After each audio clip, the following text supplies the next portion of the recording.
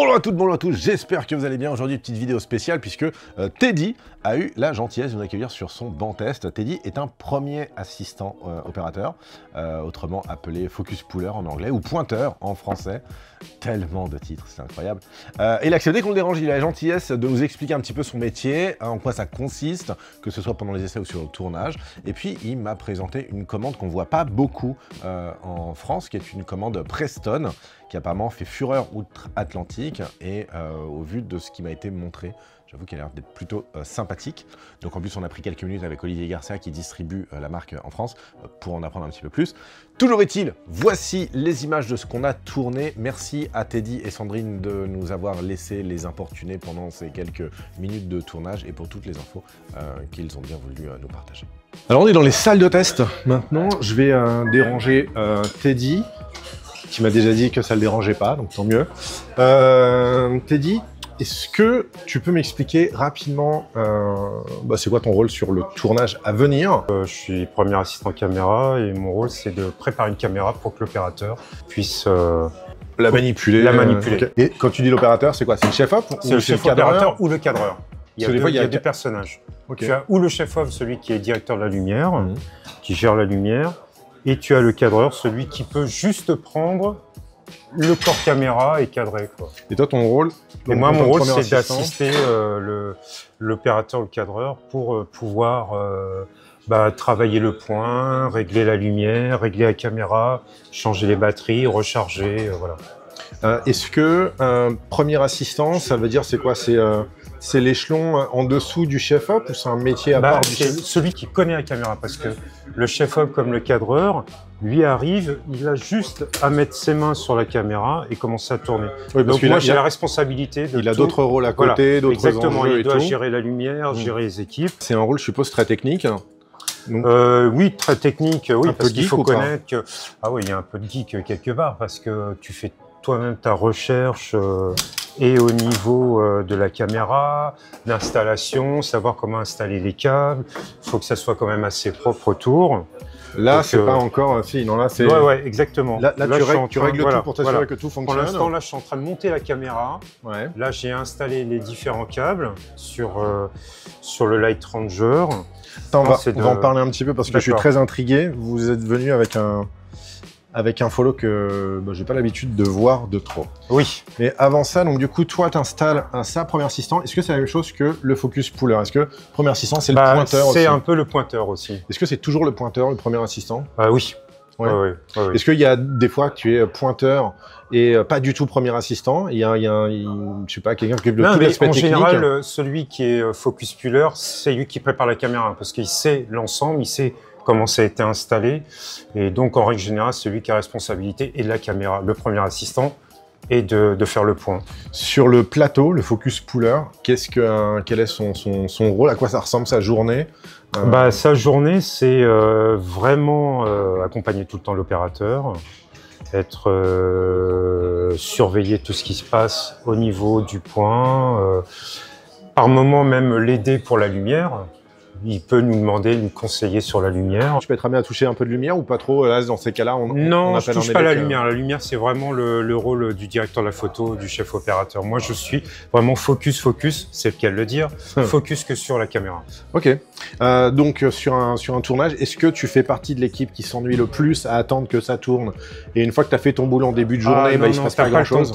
En tant que premier assistant, non, tu es là vraiment pour assister l'opérateur. Est-ce que c'est toi qui décharges l'opérateur, par exemple? Ça, c'est le machinot quand vous êtes à l'épaule. Quand on passe à l'épaule, ça, c'est le machinot. Chaque personne a son rôle. Bon, des fois, quand il n'y a pas le machinot n'est pas là, je peux aussi prendre la caméra, la tenir le temps que l'opérateur voit avec le metteur en scène.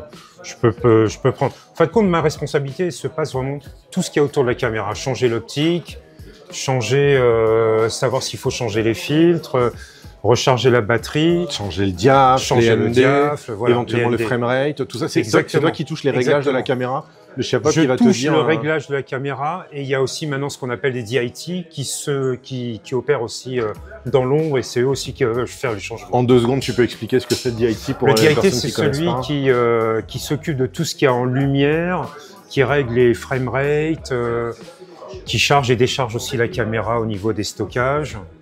Et c'est lui qui fait la colorisation, C'est qui ça. gère la couleur. Et Donc tu penses que toi, tu dois bosser beaucoup en amont avec les DIT parce qu'ils doivent te filer des luttes ou des picture profiles voilà. ou Mais bon, des framerates. tout ce qui est bossé en amont avec les DIT, c'est surtout les opérateurs parce que ça les concerne eux directement. Ok. Nous après, nous on est vraiment fixé au niveau du corps de la caméra et C'est pas toi qui implémente les picture profiles par exemple? non, les pas luttes, du tout. non. Non. Est-ce que c'est toi en tant que premier assistant qui gère les batteries ou c'est plutôt le rôle du second? C'est plutôt le rôle du second parce que moi, comme je dois rester tout le temps à la face, je dois regarder tout ce qui se passe, écouter. Ce qui est très important, c'est d'écouter ce que dit l'opérateur. Même quand il ne parle pas à toi. Voilà, même quand il ne parle pas à moi, il faut toujours être à l'écoute. Moi, c'est toujours ce que je dis aux assistants, c'est toujours être à l'écoute de l'opérateur. Entre l'opérateur et la mise en scène. Voilà. Ok. Village vidéo, je suppose c'est pas toi non plus? Pas du tout. Ça, c'est au niveau du second et de l'assistant vidéo. Et du troisième, ouais. Très bien. Pour parler rapidement sur ta config, Ouais. alors, bon, là on est sur Venice 2, Voilà. c'est ça. Mhm. Voilà, vous avez pris une bonne partie de toute la config. Par contre, vous êtes venu avec À ce qu'on appelle le Light Ranger, c'est un aide à, on va dire, l'aide à la mise au point. Ouais. Alors c'est assez particulier parce que ça existe. On a des focus bugs. Ouais, on a des les focus bugs, mais des le leaders, on a Light des Ranger, il y a cinétapes. un côté un peu plus sensible, plus fiable. Déjà, la commande, elle est superbe. C'est un HU4. Et alors c'est Preston qui fait ça. C'est Preston qui fait ça, qui fait vraiment tout le système, le corps, le MDR. Le MDR, c'est un camine, quoi, en fin de compte. Donc le camine, c'est là le boîtier. C'est qui le permet boîtier de- central qui relie tout ce qui est moteur de pointe, iris et zoom. Et donc tout est fixé dessus. En fin de compte, c'est vraiment le cerveau. Ok. Voilà. Et alors pourquoi est-ce que toi tu as voulu venir avec ça? Pourquoi vous n'avez pas pris, pourquoi vous n'avez pas loué et un petit peu enrichi puzzle vidéo avec un HI5 ou WSU4 ou un 6 Bah, Pro? parce que moi je trouve, bon ça fait un petit moment que je tourne et je trouve que Preston a fait quelque chose qui est quand même assez fort et assez sensible. En tout cas, dans ma demande de ce que je voulais, c'est au niveau de la friction, des frictions, au niveau de la présentation. Je trouve que c'est une commande qu'on a bien en main et Oui, toi c'est qui est ton hyper outil agréable. premier en plus. Et moi, c'est mon outil premier. C'est Je pas ne tant la travaille, je ne vis caméra qu'avec que- ça, quoi. Ouais, c'est Voilà. vraiment le moteur de poing, la télécommande. Exactement. C'est une vraie partie de ton boulot. Ah ouais. Ok, et vous avez eu une opportunité particulière, tu m'as dit, de pouvoir l'avoir, c'est qu'en plus, tu as allégé la production parce que vous la prêtez. Voilà. Ok, c'est cool. Voilà. Et tu as Olivier qui était là tout à l'heure, je sais pas où il est parti, Tout à fait. mais qui est venu te débrouiller de ça. Voilà. C'est quoi exactement le MDR5? C'est vous le en aviez un MDR5. autre avant? Oui, parce qu'il y en avait un autre, il y avait le MDR3 et le MDR4, Ouais. qui était le modèle, bon, c'était le modèle précédent. Et celui-là, c'est vraiment le tout dernier modèle. Et Olivier vous en expliquera un peu mieux. Mais attends, je vais essayer de le retrouver. D'accord. Je te laisse avancer un petit Ouais, peu. merci ok. beaucoup. Et je vais trouver Olivier et je Ça vais le marche. déranger, lui poser 2-3 questions. Ça marche. À tout à l'heure.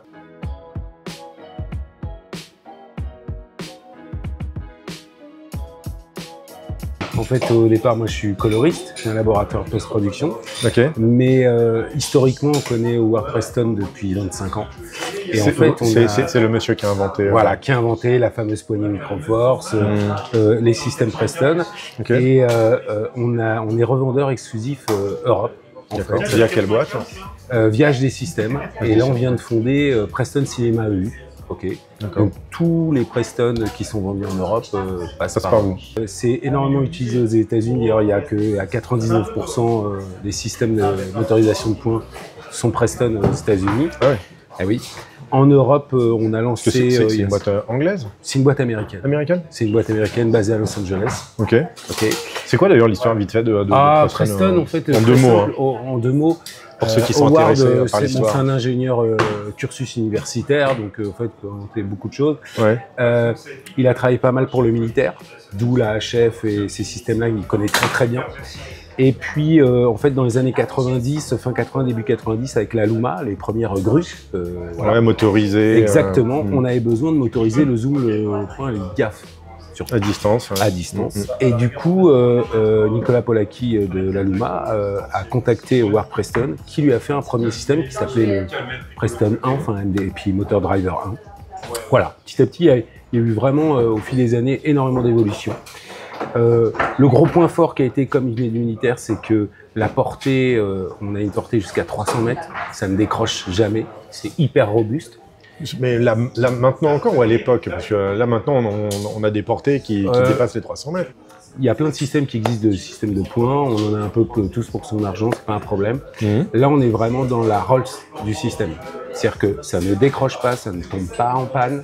On peut être dans des environnements où il y a énormément d'humidité, où il fait très chaud. Ouais, mais tu me dis ça parce que toi tu distribues le produit. Non, parce que je l'ai utilisé aussi.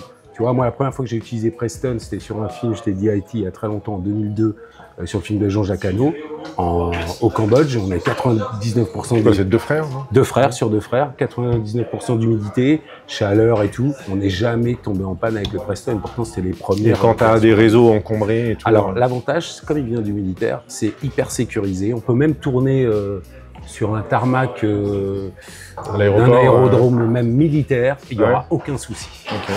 Ils sont très tatillons là-dessus. Hein. Voilà, mais là il n'y a aucun souci. C'est hyper protégé, c'est du G4 assuré. Non, la fiabilité assuré, ça veut dire quoi? C'est le secret de Preston. Je ne vais pas vous le donner, mais enfin bon voilà. C'est propriétaire. Voilà. Et puis on n'a pas besoin de booster en fait. Il y a 60 canaux, ça marche tout le temps, il n'y a pas de souci, on peut en mettre 60 en même temps. On ne va pas être pollué par le son, les HF autres ou maintenant console lumière, pas mal en HF. On n'a aucun problème là-dessus. Et puis il y a de plus en plus de réseaux à sans fil entre les Wi-Fi et les Bluetooth. Exactement, c'est complètement. Ok, alors du coup, revenons rapidement là-dessus.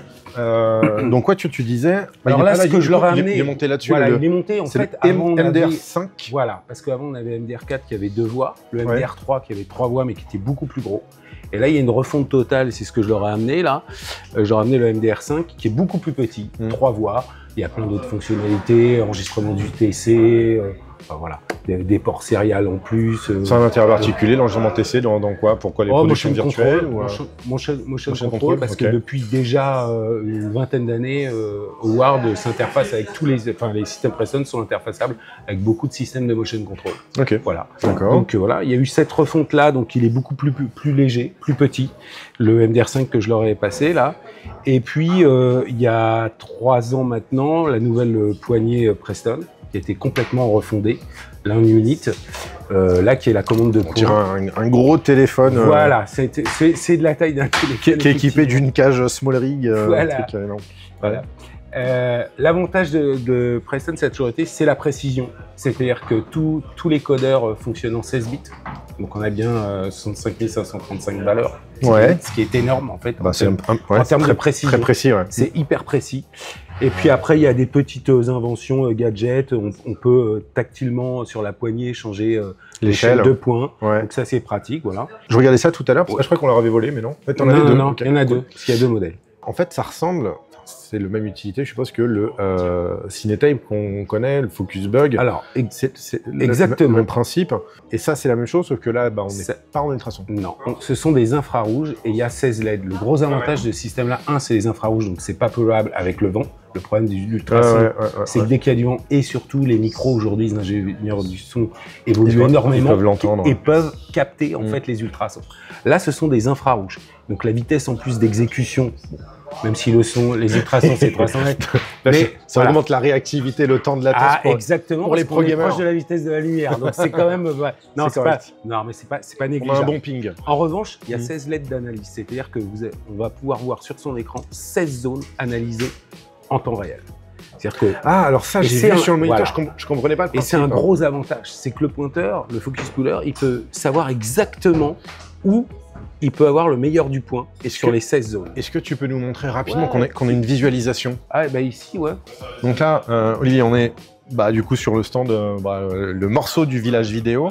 On est branché en filaire, mais ça marcherait, je suppose. Ça marche aussi en HF, il n'y a pas de problème si vous avez un système wireless pour la vidéo. Par contre, on est branché sur ce petit boîtier. Voilà, c'est un truc Preston. Preston, il va permettre d'envoyer les informations du moteur driver et de la poignée directement sur l'écran. C'est l'overlay qu'on voit là. Voilà, l'overlay en incrustant toutes les informations du light render. Ok, donc on rentre le signal vidéo là-dedans, on ressort un signal vidéo avec les overlays. On a un pur si on veut, un loop shoe, sans incruste. Ah oui, d'accord, tu as une deuxième sortie là. Exactement. Ça marche. Tout ça, c'est en HF et pareil, la même portée. Tu as les petits joysticks, je suppose qu'il y a plein de réglages, mais on va pas rentrer dans les détails vraiment.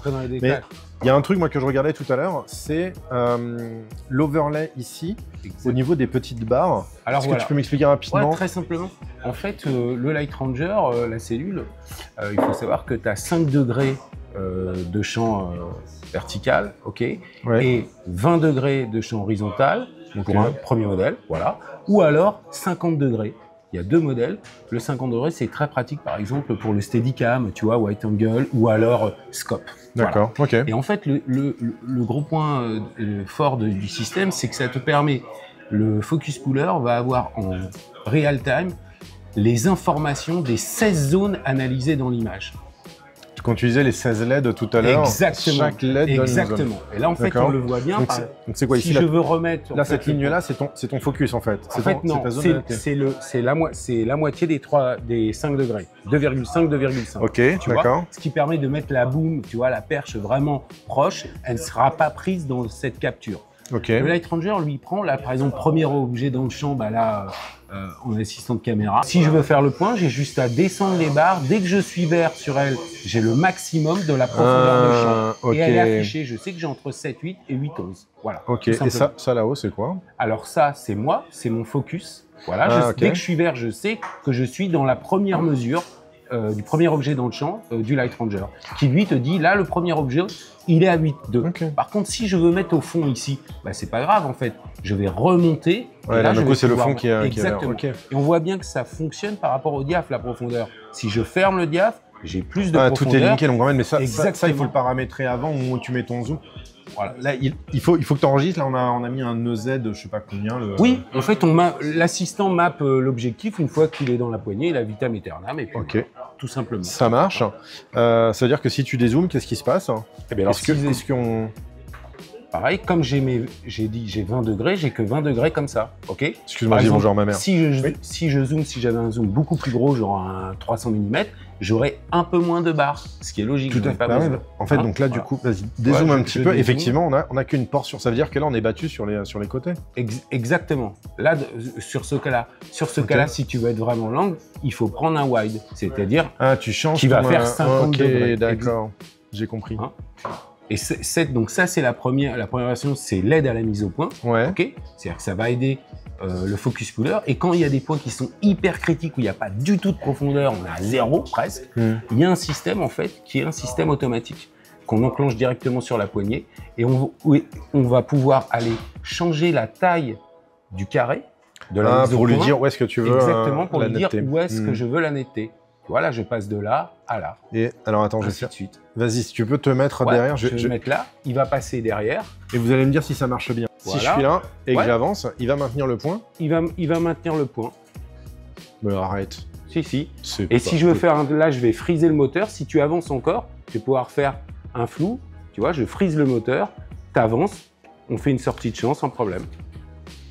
Ok, bon, bah, Voilà. c'est nickel. Du coup, Donc, bah, c'est- faut montrer ça à Teddy. Il a pas besoin de venir sur le Si, il tournage a demain. besoin de venir parce que c'est vraiment dans des cas extrêmes. Bon, il va faire l'installation, puis après, il va prendre un café pendant. Non, le but au départ du Light Ranger, c'est Il ira au comme les catering. capteurs sont de plus en plus grands, le point devient de plus en plus critique. La profondeur de champ, c'est... C'est intéressant, cette visualisation. Ouais, Ah, ça, c'est- ça fait un bout de temps que ça existe, ça? Alors, le Light Ranger, ouais, le tout premier modèle est sorti il y a 5 ans et demi maintenant. Mais avec cette prévisualisation, pareil. Oui. Après, il y a eu plein d'évolutions. Ouais. Plein de demandes, focus puller, et on fait des demandes, est-ce que je pourrais changer les couleurs, est-ce que je peux avoir l'information du Light Ranger ici ou ici, moi le knob ici directement. Ouais, Il y a eu plein, voilà, ok, il y a moi, plein je- d'évolutions, Ok. c'est très évolutif.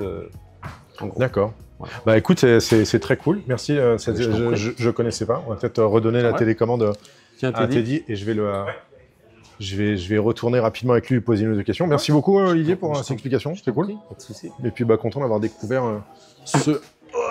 Teddy, je te prends encore 2 secondes et merci d'ailleurs de nous avoir permis Ouais, de je te t'en déranger prie. un petit peu parce que je sais que toi t'as un vrai boulot qui t'attend et aujourd'hui et demain. Juste une dernière question. On voit beaucoup d'assistants cam en France qui pointent en pied. au lieu du maître, alors que le maître, c'est quand même franco-français initialement. Il y a une raison particulière, toi, tu pointes en pied Moi, j'ai été, comme on dit, élevé par les opérateurs. J'ai toujours appris en fit. Toutes les optiques, en général, sont en fit. Ici, oui, mais pas toujours. Tous les fabricants proposent une scale, une échelle. Maintenant, ils proposent d'avoir les deux. Ouais. Tu as fit et maître. Mais nous, on a toujours appris en fit. C'est un truc franco-français ou tu sais si dans d'autres pays, bon évidemment j'imagine qu'aux États-Unis et en Angleterre, ils sont toujours en fit, bien sûr. Ouais, c'est ça. Est-ce qu'il y a d'autres pays où on tourne en maître, ta connaissance, non? Moi, j'ai pas de connaissance. Moi, en tout cas, c'est par habitude. Est-ce que c'est plus pratique? Je me repère plus facilement. Or que le maître, il serait plus facile. Ouais. Mais maintenant que j'ai appris en fit, c'est dur de déroger à la règle, quoi. Mais visuellement, tu arrives à te représenter. Après, tu connais tes distances. 3 feet, 3 pouces, tu sais connais où tes c'est. distances, voilà. Mais quelqu'un qui commence maintenant, tu lui dirais peu importe maintenant, par quoi tu commences, ou tu lui dirais les feats feats commencent à se mettre en mètre. Moi, je lui dirais de se mettre en fit, quoi, par habitude et surtout, tu vois, comme l'optique que nous avons actuellement, il est en fit, il est pas en mètre. Donc c'est vraiment, c'est très très rare de trouver des optiques en mètre. Ok. Voilà. Mais après, maintenant, tu trouves, j'ai envie de te dire, tu trouves des optiques en mètre ou en fit, mais finalement sur ta remote, quand tu fais ton mapping, tu choisis après si tu veux afficher ton Oui, bien scale. sûr. Tu peux même changer sur le petit système du Light Ranger. Je sais plus comment il s'appelle. Tu peux le mettre en centimètres ou en mètres. Light Ranger 2. Et dernière question, et après je te dérange plus, sur des personnes qui voudraient se lancer, qui voudraient être, je sais pas, première race ou deuxième ou chef-op ou quoi, qu'est-ce que tu conseillerais? Il y a des écoles, c'est l'école de la vie. Il y a des écoles certes, mais après, en tout cas, le premier conseil, c'est d'aller au cinéma, aller voir des films pour se rendre compte de ce que c'est. Ouais. Et des making-of plus que des films, parce que moi je dis plutôt des films parce que les films, ça t'aide quand même à avoir déjà une appréciation du cadre, de voir la lumière.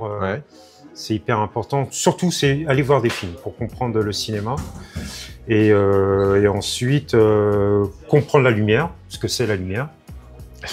Faut faire par étapes. Plus important en vrai. Voilà, c'est la lumière et pas besoin d'être un geek en informatique. On est quand même dans un métier où il y a des nouveautés toutes les 2 semaines. De toute façon, on se mettra toujours à jour, il n'y a pas de souci. Mais c'est vraiment, en tout cas, commencer au plus bas possible.